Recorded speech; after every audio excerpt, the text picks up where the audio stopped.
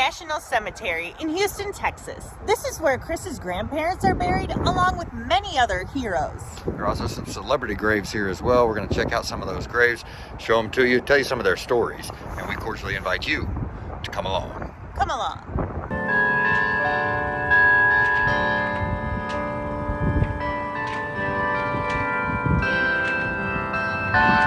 We're at the grave of Sgt James Allen.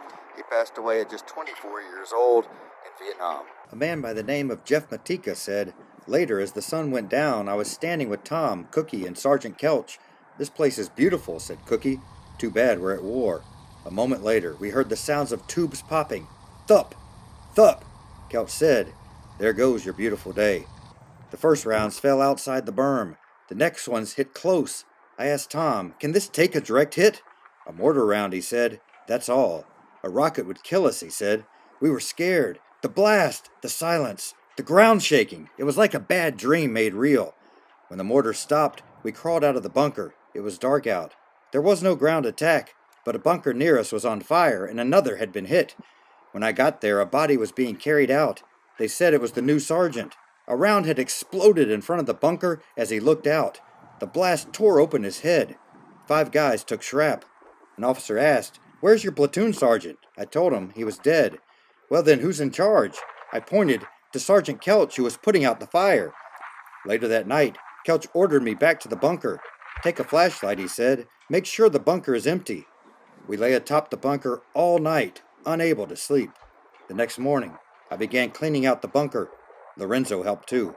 A week later, a memorial service was held for Sgt James Allen. That was the first time I heard his name. Most of the grunts in 2nd Platoon didn't know it. That was on February 28th of 1970.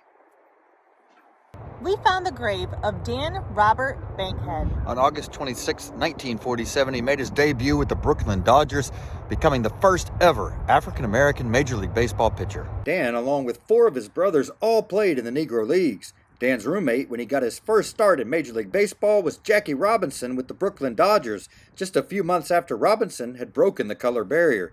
Dan had trouble in the big leagues. Author Joe Posnanski says he once heard Negro League star Buck O'Neil say Dan was scared to death that he was going to hit a white boy with a pitch. He thought there might be some sort of a riot if he did. Dan was always from Alabama, you know what I mean? He heard all those people calling him names, making those threats, and he was scared. He'd seen black men get lynched. He didn't end up lasting long in the majors, and from there, spent many years playing in the Mexican leagues into his 40s. Sadly, he died just a day short of his 56th birthday from cancer. We are now at the grave of actress Lisa Gay. She died on July 14th of 2016 at the age of 81. She was well known for her roles in the musical films Shake, Rattle, and Rock, along with Rock Around the Clock. She was also a guest star on many TV shows over the years, including I Dream of Jeannie, Perry Mason, 77 Sunset Strip, Zorro, Wild Wild West, Mod Squad, and many others. Her sister, Deborah Paget, was also a movie star, acting in movies such as The 10 Commandments, Broken Arrow, and more. Lisa retired from the film industry in 1970 to raise her daughter. Her husband, Bentley Ware, died in 1977 at the age of 49 and is buried in Los Angeles. We're now at the grave of Lieutenant Colonel Kermit King Benhan. He was actually the bombardier for the flight that dropped the bomb on Nagasaki. Benhan flew 17 combat missions over Africa, along with 13 over Europe. He was shot down and crash-landed twice in each of those countries. After that, he returned to the United States to be a bombing instructor in Texas before being recruited to join the 509th Composite Group, which was created to carry the atomic bombs to Japan. On his 27th birthday, he was picked to be part of the crew that dropped the bomb on Nagasaki. Another member of the crew says Benhan saved that mission by finding the opening in the clouds needed to get a visual look at the target so they could drop the bomb, which killed about 35 to 40,000 people. He took part in the Hiroshima bombing as well. He died of a heart attack at the age of 70. We're at the graves of Captain James H. Fields and First Lieutenant Raymond L. Knight. They were both Medal of Honor recipients.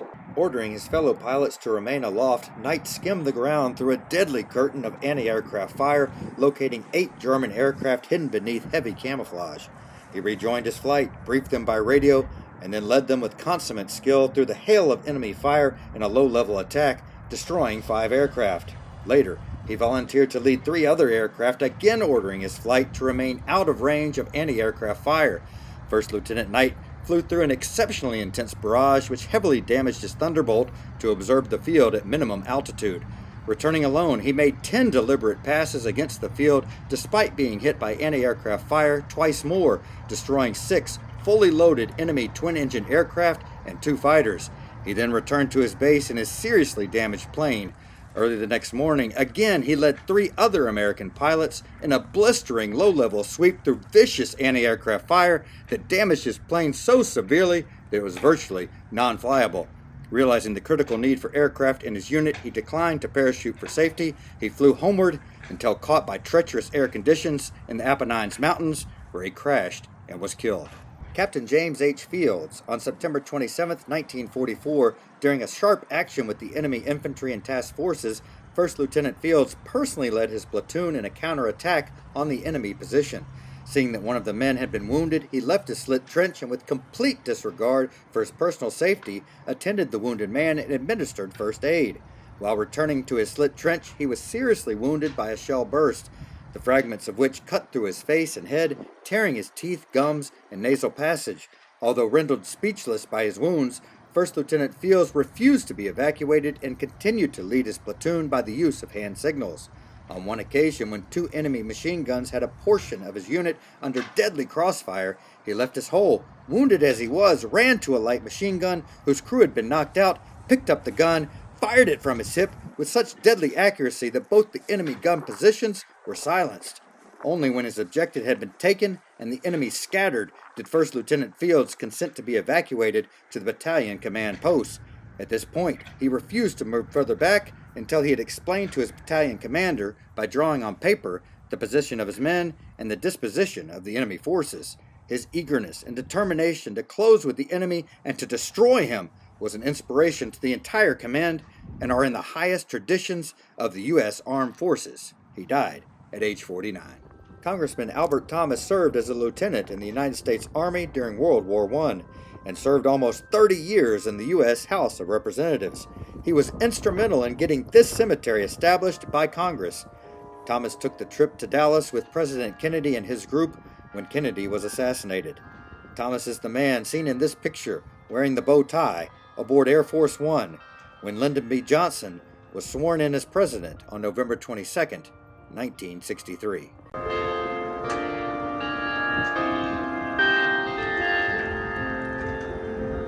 Medal of Honor recipient, Army Staff Sergeant Marcio Garcia was the first ever Mexican immigrant to receive the Medal of Honor. He single-handedly assaulted 2 enemy machine gun emplacements, attacking prepared positions on a wooded hill, which could be approached only through meager cover. His company was pinned down by intense machine gun fire and subjected to a concentrated artillery and mortar barrage.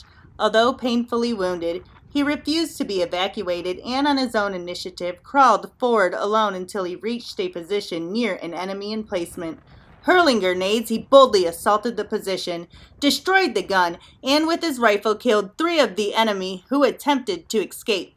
When he rejoined his company, a second machine gun opened fire, and again the intrepid soldier went forward, utterly disregarding his own safety. He stormed the position and destroyed the gun, killed 3 more Germans, and captured 4 prisoners. He fought on with his unit until the objective was taken, and only then did he permit himself to be removed for medical care. A month later, after he was awarded the Medal of Honor, Garcia was denied service at a restaurant located in town just a few miles south of Houston because he was Hispanic.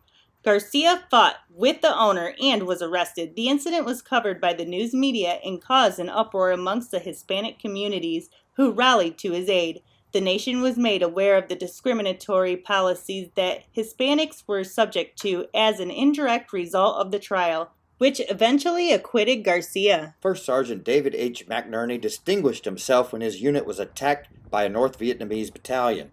Running through the hail of enemy fire to the area of heaviest contact, he was assisting in the development of a defensive perimeter when he encountered several enemy at close range. He killed the enemy, but was painfully injured when blown from his feet by a grenade.